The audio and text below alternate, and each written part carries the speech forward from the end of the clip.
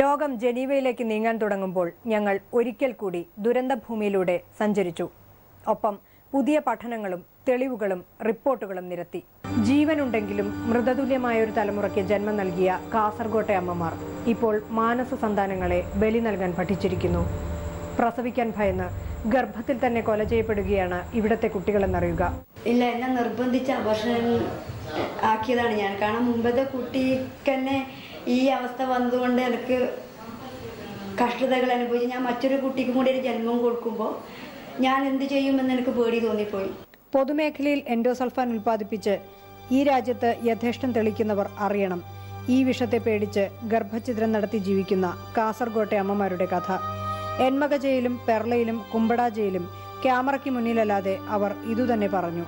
ശാരീരികമായ അവശതകൾക്ക് പുറമെ ഗർഭഛിദ്രം സമ്മാനിച്ച തീരാത്ത മനോവേദനയും ഇപ്പോൾ ഇവർ ചുമക്കുന്നുണ്ട്. ഭർത്തൃവീട്ടുകാർ അറിയാതെയാണ് ഞങ്ങൾ കണ്ട മുഴുവൻ സ്ത്രീകളും ഗർഭസ്ഥ ശിശുവിനെ കൊല്ലാൻ തീരുമാനിച്ചത്. 2 പേർ ഭർത്താവ് പോലും അറിയാതെയും. സൈനബ മരണമടഞ്ഞ വർഷം സൈനബയേക്കാൾ വലിയ തലയുമായി അഭിലാഷ് പിറന്നിരുന്നു.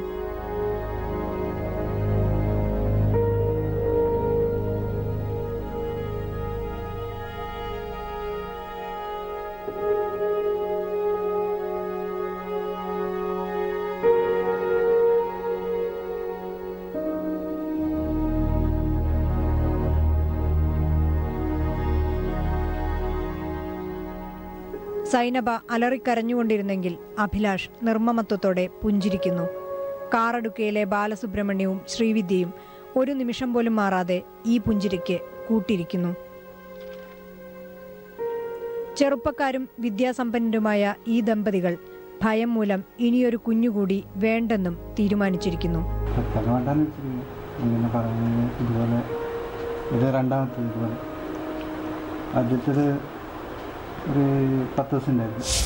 മലൻമൊട്ടയിലെ എൻഡോസൾഫാൻ ഇരകളുടെ ജീവിതങ്ങളിലേക്കുള്ള വഴി പോലും കോർപ്പറേഷൻ കെട്ടിയടച്ചിരിക്കുന്നു. എങ്ങനെയും കൊണ്ടുപോകുന്നില്ല, ഒരു വഴിയുമില്ല. കൊണ്ടുപോകാൻ തന്നെ റോഡുമില്ല, വഴിയുമില്ല, നടക്കാനും കഴിയുന്നില്ല. പിന്നെ എങ്ങനെ കൊണ്ടുപോകുന്നത് കൊണ്ട് ചികിത്സക്കായി കൊണ്ടുപോകില്ല, അവിടെ തന്നെ കിടപ്പിലായി. തൊഴിലിനൊപ്പം മാരകരോഗവും ദാനം ചെയ്ത PCK പക്ഷേ ചികിത്സയ്ക്കായി 10 പൈസ പോലും തൊഴിലാളിക്ക് നൽകിയില്ല. ഇന്ന് എൻഡോസൾഫാൻ ബാധിതരുടെ ലിസ്റ്റിലാണ് രാമുഞ്ഞിയുടെ സ്ഥാനമെങ്കിലും സ്ഥാപനം വഴി നൽകാത്തതുമൂലം പഴയ തൊഴിലാളി ഡോക്ടറെ പോലും കാണാനാവാതെ വീട്ടിൽ തന്നെ കിടക്കുന്നു.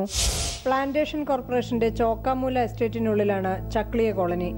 11 വർഷം മുൻപ് എൻഡോസൾഫാൻ വാഹകരായ ഹെലികോപ്റ്ററുകൾ തലങ്ങും വിലങ്ങും പറന്നത് ഈ കോളനിക്ക് മുകളിലൂടെയാണ്. അന്ന് ചെറിയ കുട്ടിയായിരുന്നു ശോഭ. വിവാഹിതയായി കോളനിക്കുള്ളിൽ തന്നെ ജീവിക്കുമ്പോൾ പ്രത്യക്ഷമായ ആരോഗ്യ പ്രശ്നങ്ങളില്ലെങ്കിലും പുറത്തു പറയാൻ പറ്റാത്ത പല അസുഖങ്ങളും കൂടെ കൊണ്ടു നടക്കുകയാണ് ഈ ചെറുപ്പക്കാരി. പിന്നെ പറയാൻ പറ്റാത്ത കുറേ അസുഖങ്ങളുണ്ട്. നമ്മളിപ്പോൾ ക്യാമ്പ് എന്തെങ്കിലും പിന്നെ ഡോക്ടർമാരും മറ്റും വന്നിട്ട് നമ്മൾ ഹോസ്പിറ്റലിൽ പോയെങ്കിൽ അവർ ഗുളിക മരുന്നെല്ലാം കുറിച്ച് തന്നല്ലാതെ വേറെ ഒരു ഇതുമില്ല. നമുക്ക് ഇതുവരെ ആയിട്ടൊരു സഹായം ഇതുവരെ ആരും ഇതുവരെ ചെയ്തിട്ടില്ല. സ്റ്റോക്ക്ഹോം കൺവെൻഷനിലെ ഇന്ത്യൻ നിലപാടുകൾ ഇന്ത്യ വിഷനിൽ ലഭിച്ച ഈ കൃഷി മന്ത്രാലയം രേഖകൾ വ്യക്തമാക്കുന്നു. എൻഡോസൾഫാൻ നിരോധിക്കാതിരിക്കാൻ കേന്ദ്ര സർക്കാരിനു വേണ്ടി കൃഷി വനം പരിസ്ഥിതി മന്ത്രാലയങ്ങൾ കൺവെൻഷനിൽ ഉയർത്തുക ഈ വാദങ്ങളാണ്. 1. എൻഡോസൾഫാൻ കേരളത്തെക്കാൾ കൂടിയ അളവിൽ ഉപയോഗിക്കുന്ന ലോകത്തൊരിടത്തും പാരിസ്ഥിതിക ആരോഗ്യ പ്രശ്നങ്ങൾ ഉണ്ടായിട്ടില്ല. 2. സുരക്ഷാ നിർദ്ദേശങ്ങൾ പാലിച്ചുപയോഗിച്ചാൽ എൻഡോസൾഫാൻ ഒരു ദോഷഫലവും ഉണ്ടാക്കില്ല. 3. സ്റ്റോക്ക്ഹോം കൺവെൻഷൻ നിബന്ധനകൾ അനുസരിച്ചുള്ള ദോഷകരമായ ആരോഗ്യ പാരിസ്ഥിതിക പ്രശ്നങ്ങൾ എൻഡോസൾഫാൻ ഉണ്ടാക്കുന്നതിന് തെളിവില്ല. 4. എൻഡോസൾഫാൻ നിരോധിക്കാനുള്ള യൂറോപ്യൻ യൂണിയൻ നിർദ്ദേശം തെറ്റാണെന്ന ഇന്ത്യയുടെ ആശങ്ക ഇനിയും പരിഹരിക്കപ്പെട്ടിട്ടില്ല. 5. എൻഡോസൾഫാന് പകരമായി കൺവെൻഷന്റെ അവലോകന സമിതി മുന്നോട്ട് വെച്ച ബദലുകൾ അപര്യാപ്തം.